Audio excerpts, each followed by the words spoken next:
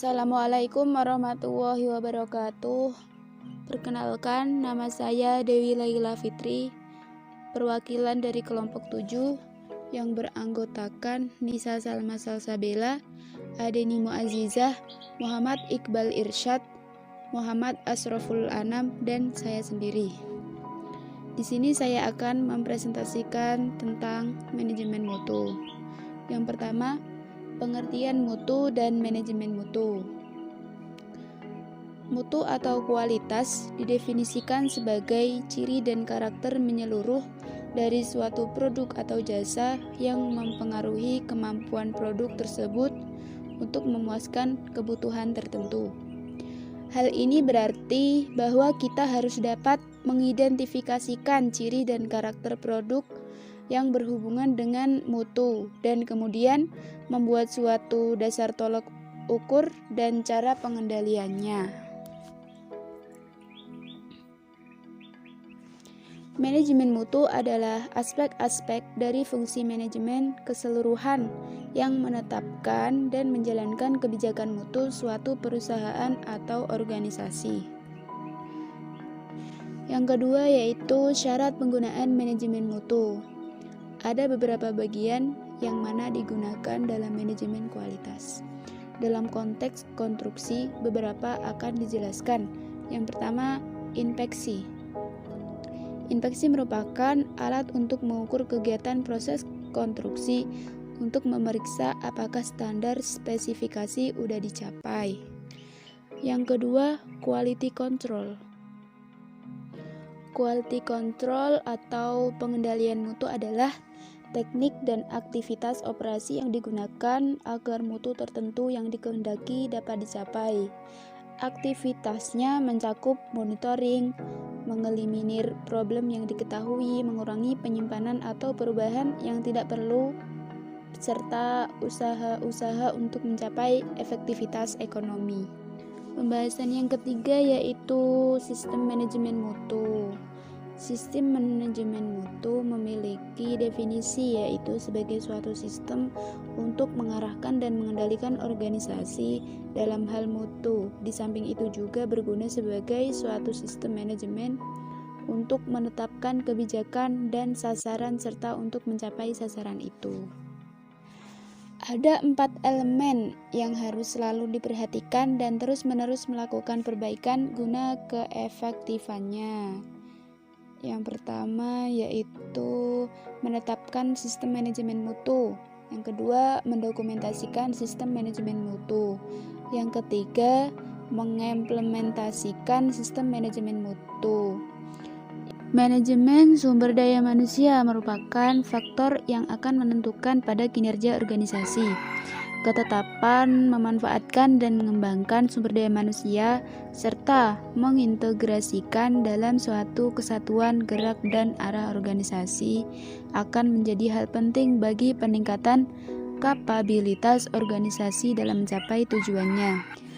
Untuk lebih memahami bagaimana posisi manajemen SDM dalam konteks organisasi, diperlukan pemahaman tentang makna manajemen SDM itu sendiri, agar dapat mendudukan peran manajemen SDM dalam dinamika gerak organisasi.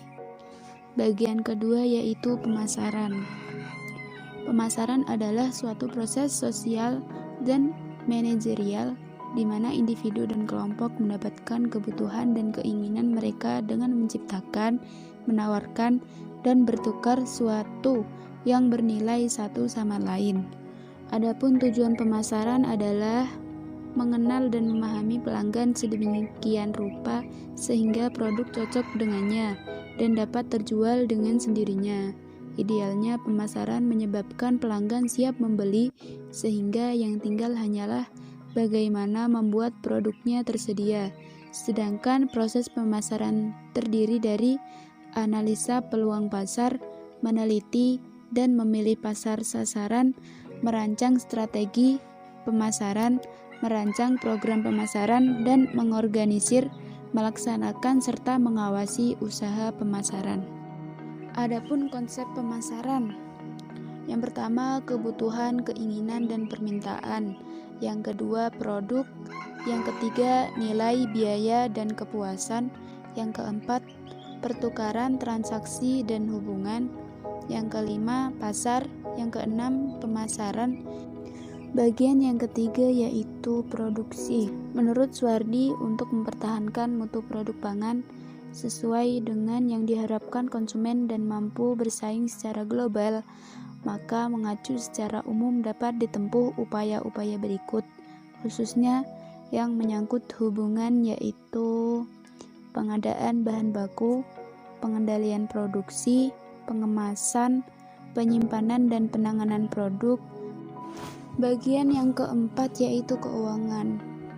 Manajemen keuangan adalah untuk memahami tentang apa yang terjadi di sekeliling kita, untuk menyelesaikan masalah-masalah praktis, dan juga menjelaskan berbagai fakta dan informasi. Pembahasan yang kelima yaitu dimensi mutu produk dan jasa. Ada 6 dimensi spesifikasi mutu produk secara umum sebagai berikut. Yang pertama, kinerja. Yang kedua, keistimewaan. Yang ketiga, kepercayaan dan waktu. Yang keempat, mudah dirawat dan diperbaiki. Yang kelima, sifat khas. Yang keenam yaitu penampilan dan citra etis. Dalam organisasi non-profit seperti dalam industri jasa, semisal bank dan pendidikan, juga memiliki beberapa dimensi pokok yang menjadi penentu kualitas penyelenggaraan dalam industri jasa tersebut, yaitu yang pertama, keandalan, yakni kemampuan memberikan pelayanan yang dijanjikan secara tepat waktu, akurat, dan memuaskan. Yang kedua yaitu daya tangkap, yaitu kemampuan para tenaga kependidikan untuk membantu peserta didik dan memberikan pelayanan dengan tanggap. Yang ketiga, jaminan, mencakup pengetahuan, kompetensi, kesopanan, respek terhadap pelanggan, dan sifat dapat dipercaya yang dimiliki para tenaga kependidikan. Yang keempat yaitu empati, meliputi kemudahan dalam melakukan hubungan, komunikasi yang baik, perhatian pribadi, dan memahami kebutuhan para pelanggan. Yang kelima, bukti langsung, meliputi fasilitas fisik, perlengkapan tenaga kependidikan, dan sarana komunikasi. Kelima dimensi di atas berdasarkan tingkatan relatifnya di mata pelanggan. Pembahasan yang keenam yaitu definisi mutu dalam barang dan jasa. Mendefinisikan mutu dalam barang dan jasa dapat kita lihat dalam karakteristik mutu di bidang jasa. Terakhir yaitu penutup. Kesimpulannya, kepuasan merupakan satu kata yang cukup representatif ketika kita berbicara tentang mutu atau kualitas. Mutu adalah barang atau jasa yang memiliki nilai sangat bagus dan berharga. Secara fisik, barang yang bermutu dicerminkan dengan kata-kata yang baik, indah, benar, istimewa, dan lain sebagainya. Dalam sebuah organisasi non-profit, biasanya mutu dapat dilihat dari pelayanan yang diberikan kepada pelanggan oleh seseorang atau sebuah organisasi, sehingga pelanggan merasa puas tanpa adanya keluhan atas pelayanan yang didapat dari organisasi tersebut. Manajemen mutu sangat diperlukan di dalam perusahaan. Perusahaan yang mempunyai pengendalian mutu yang baik dan teratur kemungkinan besar tidak akan mengalami hambatan-hambatan dalam mengerjakan tugasnya dengan efektif. Dan begitu pula sebaliknya, bila perusahaan tidak mempunyai organisasi yang baik dan teratur, sehingga dalam melaksanakan tugas dan pekerjaan yang diberikan oleh pimpinan kepada bawahan akan mengalami hambatan. Sekian dari saya, terima kasih, semoga bermanfaat. Mohon maaf bila ada salah kata. Wassalamualaikum warahmatullahi wabarakatuh.